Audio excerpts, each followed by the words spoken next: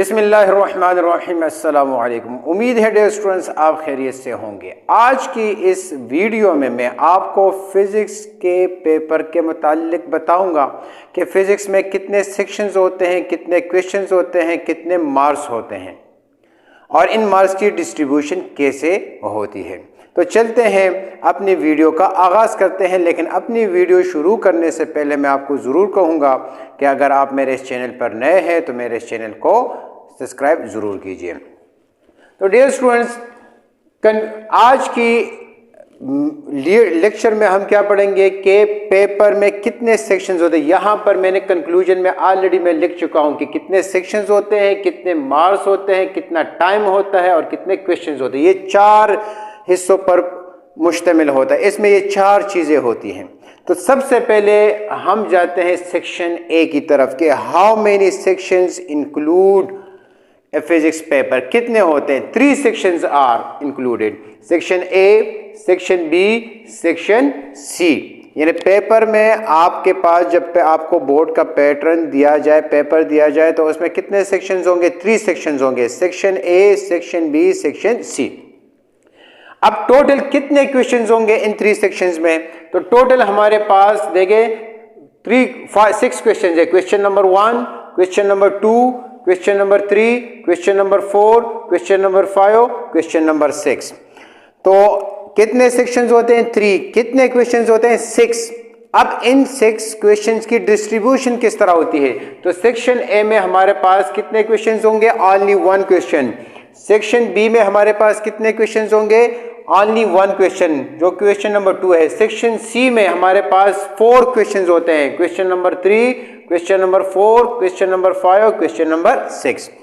3 sections होते हैं, 6 questions होते हैं। सेक्शन ए में 1 क्वेश्चन होता है, सेक्शन बी में 1 क्वेश्चन होता है और सेक्शन सी में 4 क्वेश्चंस होते हैं। अब सेक्शन ए में जब हम एक चैप्टर पढ़ते हैं तो उसमें हमारे पास एमसीक्यूज भी होते हैं, शॉर्ट क्वेश्चंस भी होते हैं, लॉन्ग क्वेश्चंस भी होते हैं, न्यूमेरिकल प्रॉब्लम्स भी होते हैं। तो इसमें से कौन सा हिस्सा कौन से सेक्शन में आएगा? तो सेक्शन ए में हमारे पास बेसिकली क्या होते हैं? एमसीक्यूज होते हैं। Section A includes MCQs, multiple choice question. यानी बुक के आखिर में, चैप्टर के एंड पर जो एक्सरसाइज है तो उसमें सबसे पहले आपको मल्टीपल चॉइस क्वेश्चंस मिलेंगे। वही क्वेश्चंस जो है वो सेक्शन ए से रिलेट करें। जरूरी नहीं कि वही क्वेश्चंस आ जाएं, क्योंकि 2023 का पेपर जो होगा उसमें एसएलओ बेस्ड क्वेश्चंस भी होंगे। तो मे भी ये क्वेश्चन आपके टॉपिक के दरमियान से आ जाए, एक्सटेंशन एक्सरसाइज से आ जाए, लेकिन इस टेक्स्ट बुक्स में से आएंगे। एक स्टेटमेंट दी गई होगी और इसमें आपके पास कितने ऑप्शंस गिवन होंगे? More than 1, A B C D. आपने उसमें से बेस्ट पॉसिबल आंसर को चूज करना होगा। तो ये कितने गिवन होंगे? यहाँ पर देखें 1 2 3 रोमन वर्ड्स में मैंने लिखा है। तो यहाँ पर हमारे पास गिवन होंगे 12। अटेम्प्ट कितने करने होंगे? अटेम्प्ट भी हमने 12 करने होंगे और इसके मार्क्स कितने हैं? 12। और टाइम कितना होगा इस सेक्शन के लिए? तो इसके लिए टाइम हमारे पास कितना होगा? 20 मिनट्स। यानी 20 मिनट्स के बाद इस सेक्शन को आपसे ले लिया जाएगा और बबल शीट पर आपने इसको फिल करना होगा। तो अब इसमें सेक्शन ए में कितने एमसीक्यूज होंगे? 12। कितने अटेम्प्ट करने होंगे? 12। कितने मार्क्स होंगे? 12। टाइम ड्यूरेशन कितनी होगी? 20। Now come towards section B. वो सेक्शन लेने के बाद आपको एक दूसरा पेपर दे दिया जाएगा, क्वेश्चन पेपर, जिसमें सेक्शन बी और सेक्शन सी इंक्लूड होंगे। अब इन दोनों के लिए जो टाइम होगा वो 2 आवर्स और 40 मिनट्स का, क्योंकि 3 आवर्स टोटल ड्यूरेशन है।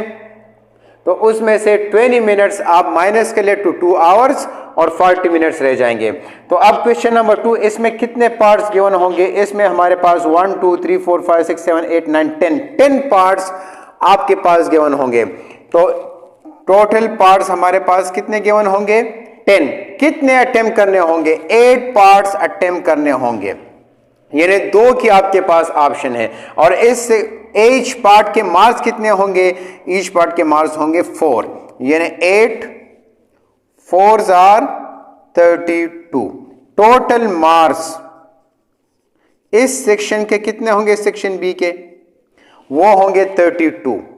यानी अगर आपने एक पार्ट लिख लिया तो आपके 4 मार्क्स हो गए, 2 पार्ट्स लिख दिए तो 4 से आप मल्टीप्लाई करते हैं, तो आपके पास 2 क्वेश्चंस की 2 पार्ट्स की चॉइस होगी। अब इसमें कौन से एमसीक्यूज तो आपका आगे सेक्शन ए में, सेक्शन बी में आपके कौन से क्वेश्चंस आएंगे? इसमें आपके आएंगे short questions, short oblique conceptual questions. बाज़ औकात इसमें शॉर्ट न्यूमेरिकल्स भी आ जाते हैं, शॉर्ट न्यूमेरिकल, तो ये आपके टॉपिक से बेसिकली रिलेटेड होते हैं।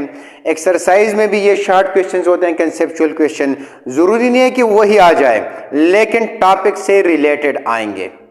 ये इस लो बेस का मतलब क्या है कि टॉपिक से रिलेटेड, क्योंकि टॉपिक से रिलेटेड बेशुमार क्वेश्चन आ सकते हैं, लेकिन उन्होंने कितने सेलेक्ट किए होते हैं तो वो मिनिमम होते हैं, थोड़े से होते हैं। तो ये कंसेप्चुअल क्वेश्चन और शॉर्ट क्वेश्चन कौन से सेक्शन में आते हैं? सेक्शन बी में। और इसके मार्क्स कितने होते हैं? 32। हर एक पार्ट के कितने मार्क्स होते हैं? 4। Now come towards section C. Section B करने के बाद आप क्या करेंगे? सेक्शन सी की तरफ देखेंगे, तो सेक्शन सी में आपके पास कितने क्वेश्चंस गिवन होंगे? 1 2 3 4 क्वेश्चंस गिवन होंगे, और हर क्वेश्चन में आपके पास 2 पार्ट्स होंगे, एक पार्ट ए और दूसरा पार्ट 4। तो अब इसके एक पार्ट के मार्क्स कितने हैं? 7। अटेम्प्ट कितने करने होंगे? Only 3 questions. 4 क्वेश्चंस गिवन होंगे और आपने अटेम्प्ट करने होंगे 3 क्वेश्चन, यानी एक क्वेश्चन की आपके पास क्या है? चॉइस है। और इसके टोटल मार्क्स कितने होंगे? टोटल मार्क्स, तो टोटल मार्क्स होंगे 7 3 आर 21। 3 क्वेश्चन आपको अटेम्प्ट करने होंगे और हर एक क्वेश्चन के कितने मार्क्स हैं? 4। अब कौन से क्वेश्चन होंगे? एमसीक्यूज तो आपके हो गए सेक्शन ए में, शॉर्ट क्वेश्चंस आपके हो गए वो सेक्शन बी में, या शॉर्ट रिस्पांस आंसर। तो लॉन्ग क्वेश्चंस और न्यूमेरिकल प्रॉब्लम्स आपके पास आएंगे सेक्शन सी में। तो ये आपके पास क्या होंगे? Long questions plus numerical problems.